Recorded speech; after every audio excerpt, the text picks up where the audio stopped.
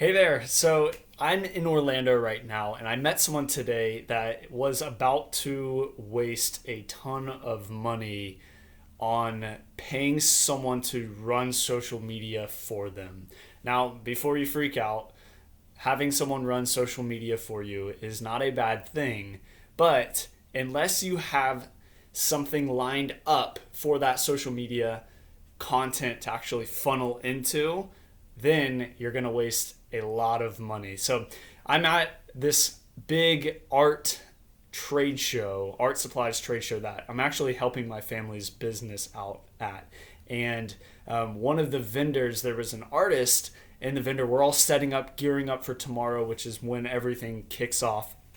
And she was saying how she's an artist and how she's kind of struggling to get things kind of running and get things going.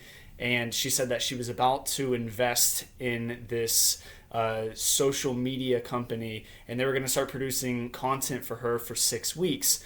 And I was like, okay. And then what? And like, so I started kind of asking her a bunch of questions, and I was just listening. And she was saying how they were going to just basically be creating things for her. And I'm still listening.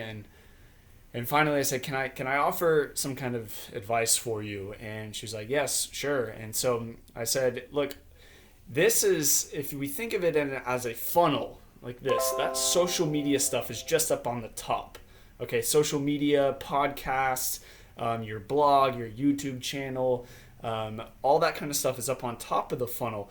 The goal isn't to just convert, or isn't to just have that stuff up there all the time, just constantly giving free things. That's what a lot of people do, is they just give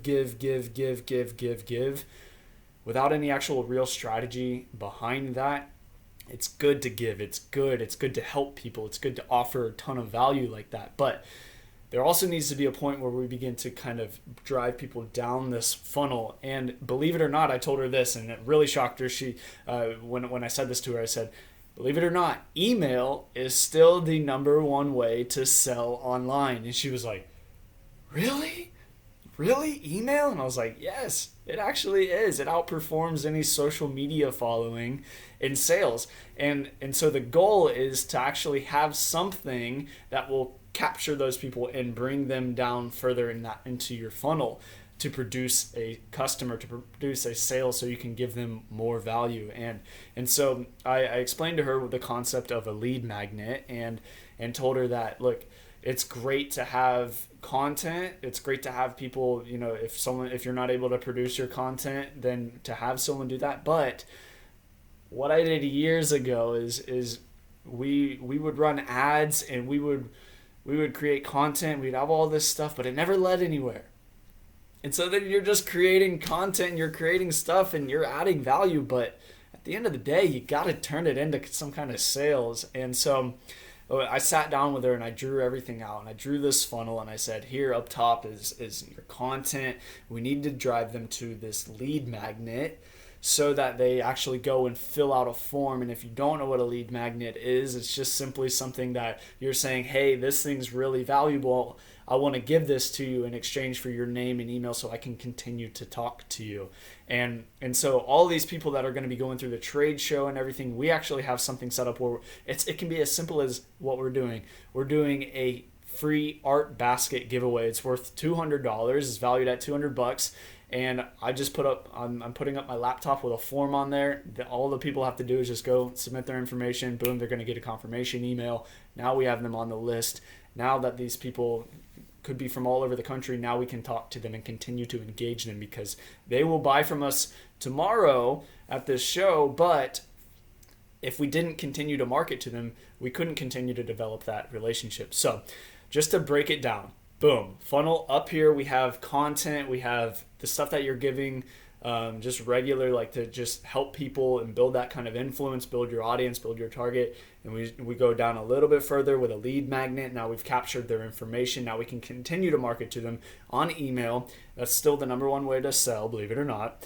And then we can offer them our offer, and then turn them into a customer at that point. So after talking to her, it was just like this epiphany moment went off, and it was just really fun for me to just sit down with her and just draw this thing out.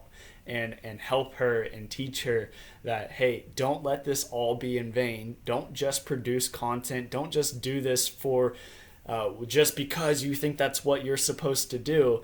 There is actually a little bit of a strategy to it. So if you're out there and you're doing just producing content, just writing, you're working like crazy just to produce all this stuff, every now and then send people into your lead magnet. Offer something for free. Have a pop-up on your website offering this free thing. Have a funnel. Have something that directs. Put links in your Facebook, in your personal Facebook page, on your business page. Put links in your signature, your email signature. Tell people about it. Send people to it. Get the people that you're talking to. Get the people that are out there to actually go to your lead magnet and enter their information so that you can continue to market to them. Now, there's a lot involved in the funnel, but that is a piece of it. So just think in that term and don't just produce content just to produce content. It needs to lead somewhere.